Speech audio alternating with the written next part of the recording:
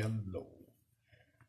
Welcome back to mission 4 of last 100 yards, and we have set up our forces. Germans are the attackers, even despite this being generic counters. They represent Fallschirmjäger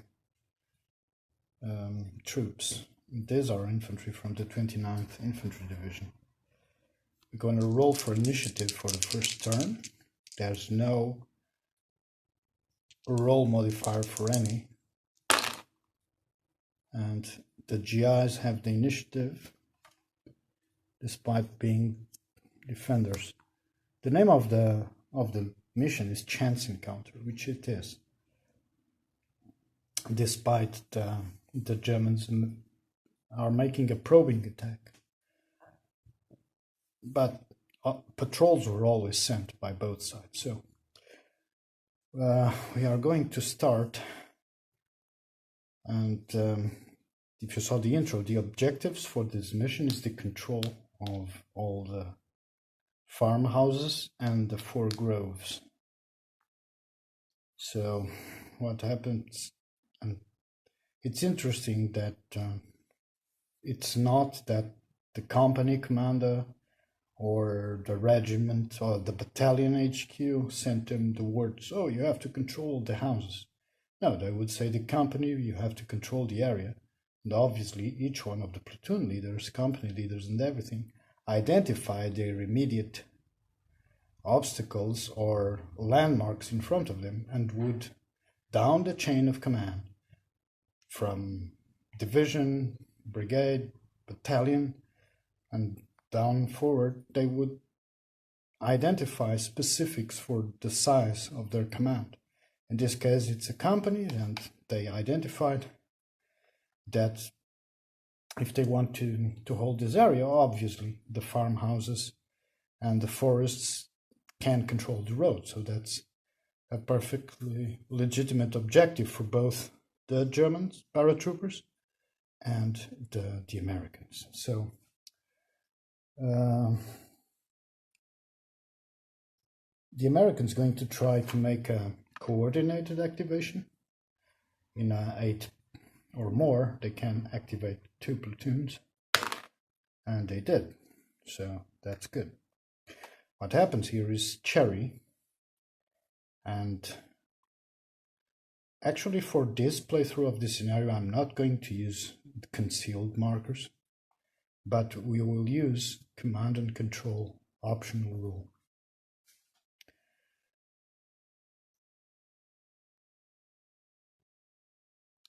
Three, 4, 1, 2, 3, 4, 5, 6, 7, 8. So pretty much they already spotted each other.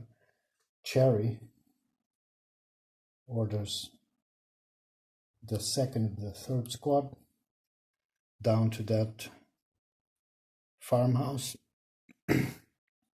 and they order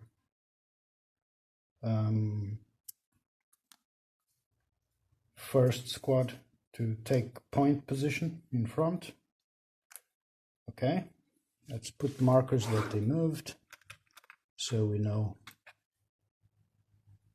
Gonna let, right, gonna put them to the side so we can see the beautiful illustrations. Well, they are pretty much the same for all, but all right. And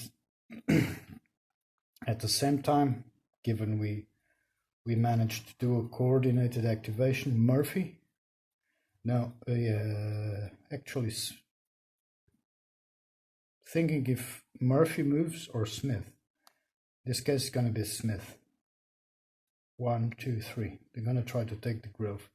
And a thing that is interesting here. Where do I have the markers for the objectives? Because the Americans already took one objective here.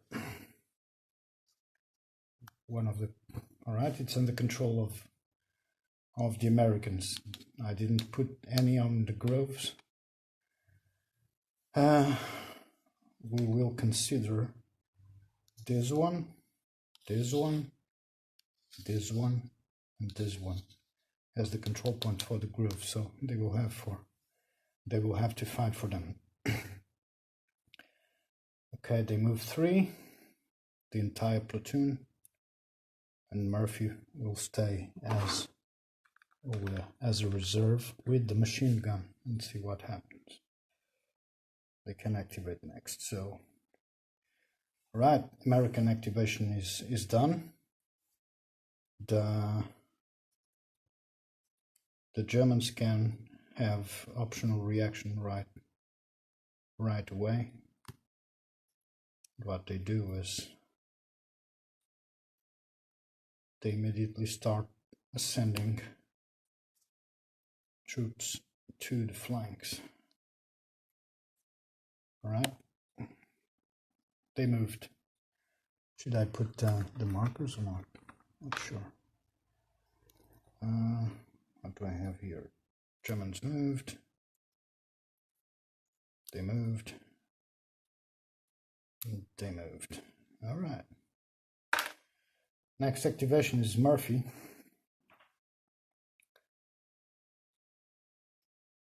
And he's going to move along, and he takes the lead. He's going to move forward with the 3rd squad in his flank, and also the MG 123 close behind him. Pretty much, this is first turn. So what's the idea here of both sides? So thinking as the GIs and thinking as the German paratroopers. Right, it's a chance encounter. No one knew. Well, they all, if you are sent out in a combat patrol, you always ready to find enemy because they do the same, exactly. So the idea is to cover as much terrain, like in a football game, as like in a proper European football game. Even I'm not talking about American football. I mean, the more you keep your opponent on their half and pressed against the goalie, the better. They have less ground to maneuver, but at the same time you put yourself into a dangerous position because a counterattack can completely cut you off, same as happens in football. So let's see. Okay, so what happens now is gonna roll for time lapse, and given it was the GI turn, it's 5 minutes. So they took their time assessing the enemy, what they would be against. So they took 5 minutes making this move up the road carefully and everything. So and now we're gonna roll for initiative again. All right, let's see if we don't knock it. Right, we have a 10.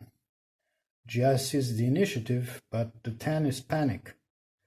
As the sole action for the current game turn, all units in a single X selected by the opposing player, the Germans select, and in LOS of an enemy combat unit,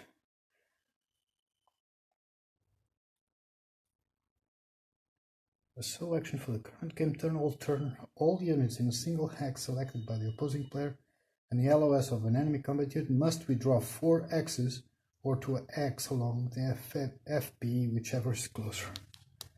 So must be in line of sight, and it's gonna be this one. 1, 2, 3,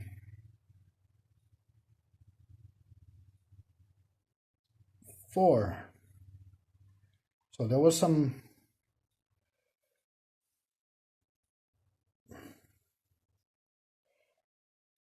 indecision here, some situation where they thought they were against much higher force. And yeah, pretty much these guys broke nerve. Murphy was trying, well, I don't know, was trying to maybe rally them, like, where the hell are you guys going? But they were struck by panic. This was the only action that is allowed for the GIs, and the Germans will react, moving.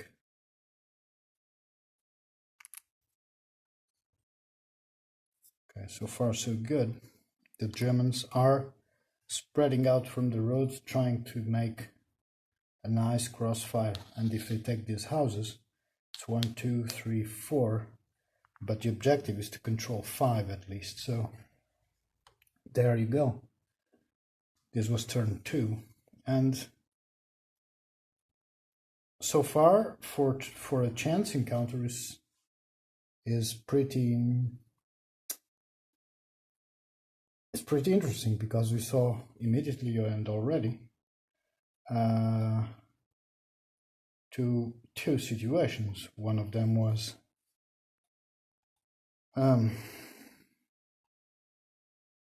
the panic that we controlled now, and another one is how, and I'm looking at how the command and control will work, because, for example, Murphy's back here, right? All right. I mean, we can, the third squad can pretty much be controlled by Murphy at the moment. First can be controlled by Cherry, is it within 3, so that's okay. So let's see the time lapse, and we'll call it a day for now. Yeah. This was fast. All right, it's a 1, so 2 minutes basically. 2. Remember that mortars, we only start the rolling for mortar support after the 10th minute. So let's get back here. So we are now at 7 minutes past the hour, basically.